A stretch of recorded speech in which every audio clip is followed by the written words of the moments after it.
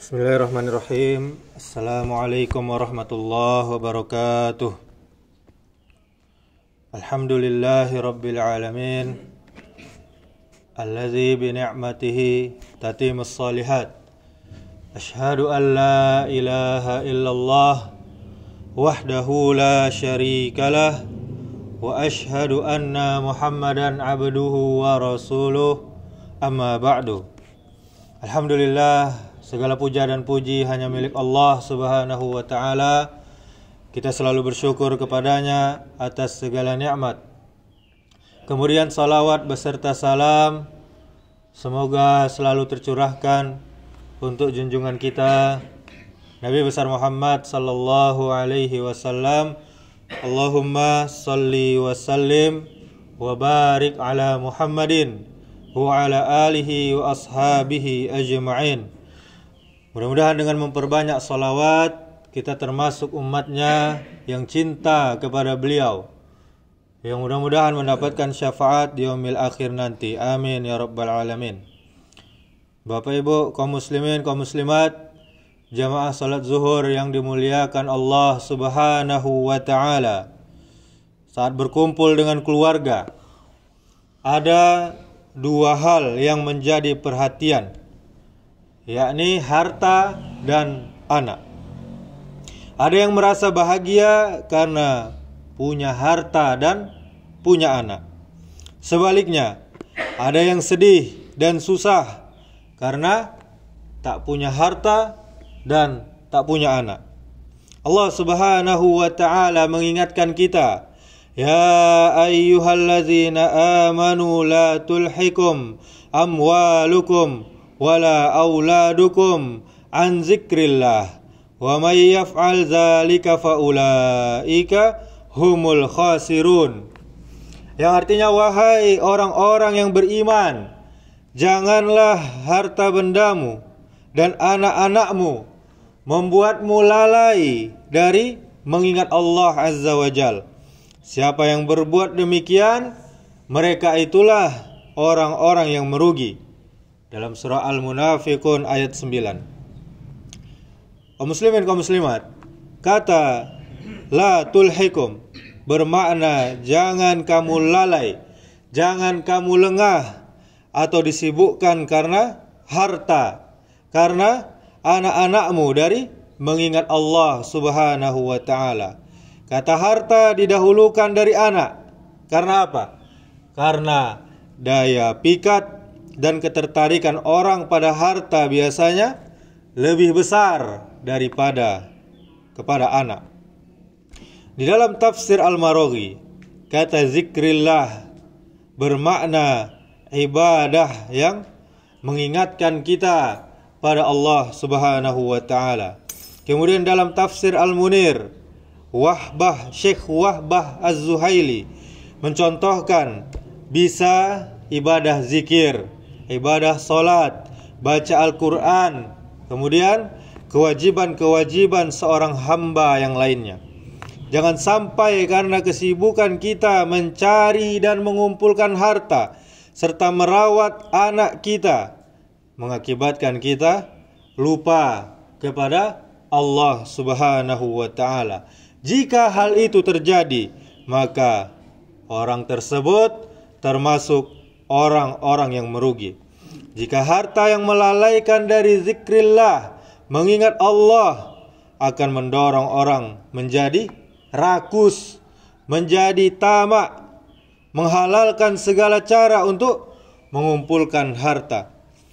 Sebut saja yang kita kenal dengan korupsi, sogok menyogok, kemudian pungli, kemudian riba, memakan hak orang lain, dan seterusnya. Akhirnya harta yang didapatkan pastinya tidaklah berkah. Ketika dia wafat, anak keturunannya memanfaatkan harta di jalan yang batil, atau malah mereka bertengkar satu sama lain karena merebutkan harta tersebut.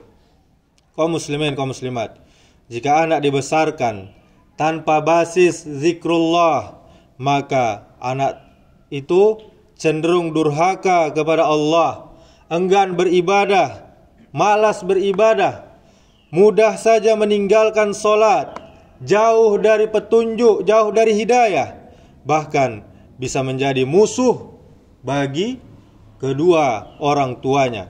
Sangat merugilah orang-orang yang mengalami kondisi seperti ini. Na'udzubillah. Di dalam ayat yang lain, pantaslah Allah menegaskan yang artinya, sesungguhnya hartamu dan anak-anakmu hanyalah ujian, hanyalah cobaan bagimu, dan di sisi Allah lah pahala yang besar. Dalam surah At-Taghabun ayat 15. Kemudian Syekh Muhammad Mutawalli Asy-Sya'rawi menegaskan makna fitnah bukanlah sesuatu yang tercela, tetapi bermakna sebagai cobaan. Harta dan anak bisa membuat orang tua bahagia dunia maupun akhirat, atau bahagia di dunia tapi rugi di akhirat, atau malah sengsara dunia dan akhirat. Na'udzubillah. Kaum muslimin, kaum muslimat, jamaah zuhur yang dimuliakan Allah Subhanahu wa ta'ala. Lalu bagaimana caranya agar harta dan anak mendatangkan kebahagiaan? Allah Ta'ala berfirman, wa anfiqu mimma razaqnakum min qabli ayyatiya ahadakumul mautu fayaqula rabbi laula akhartani ila ajalin qaribin fa as-saddaqa wa akum minas salihin. Infakkanlah sebagian dari apa yang telah kami anugerahkan kepadamu sebelum kematian datang kepada salah seorang di antaramu. Dia lalu berkata sambil menyesal, ya Rabb, sekiranya engkau berkenan menunda kematianku sedikit waktu saja, aku akan dapat bersedekah dan aku akan termasuk orang-orang yang soleh. Dalam surah Al-Munafiqun ayat 10. Kaum muslimin, kaum muslimat, Allah Subhanahu wa ta'ala memerintahkan kepada kita agar kita berinfak di jalan Allah bahkan sebelum kematian datang. Orang-orang yang rugi itu menyesal dan meminta agar Allah tunda kematiannya meski hanya sebentar saja, lalu berkata, aku akan bersedekah dan menjadi hamba yang soleh. Kita tarik dua keinginan di akhir ayat ini, yaitu sedekah dan menjadi hamba yang soleh. Dua harapan ini sesungguhnya menjawab peringatan di ayat sebelumnya. Pertama, orang tak akan rugi jika dia memiliki harta, tetapi jika dia rajin bersedekah. Ada yang membedakan antara makna infak dan sedekah. Infak pemberian berupa harta fisik, sedangkan sedekah pemberian berupa harta fisik dan non fisik. Senyum pun termasuk sedekah kata Nabi. Jadi lebih luas lagi maknanya. Dalam konteks harta, ada sedekah bermakna zakat yang wajib. Ada pula sedekah bermakna pemberian yang hukumnya sunnah. Yang pasti tak akan pernah rugi orang-orang yang berinfak, tak akan pernah rugi orang-orang yang bersedekah, walaupun orang itu menipunya. Kita lihat pengemis di jalan, mungkin dia menipu kita, pura-pura lumpuh, pura-pura cacat, tapi sedekah kita tidaklah sia-sia. Allah Subhanahu wa ta'ala tidak akan menyia-nyiakan sedekah hambanya. Kemudian tak ada orang miskin karena gemar bersedekah, malah hartanya semakin berkah, berlimpah, dan terus ditambah berlipat ganda. Apa kata Nabi kita sallallahu alaihi wasallam? Sedekah tidaklah mengurangi harta. Hadis riwayat Muslim. Kemudian yang kedua, orang tidak akan rugi jika ia mendidik anaknya menjadi anak yang soleh. Modal utama orang tua agar sukses mendidik anak yang soleh adalah mendahulukan dirinya sendiri menjadi orang tua yang soleh. Kita perhatikan Nabi kita Ibrahim alaihissalam berdoa, Rabbi habli minas salihin. Katanya, ya Rabbku, ya Tuhanku, berikanlah, anugerahkanlah aku anak yang soleh. Lalu apa yang terjadi?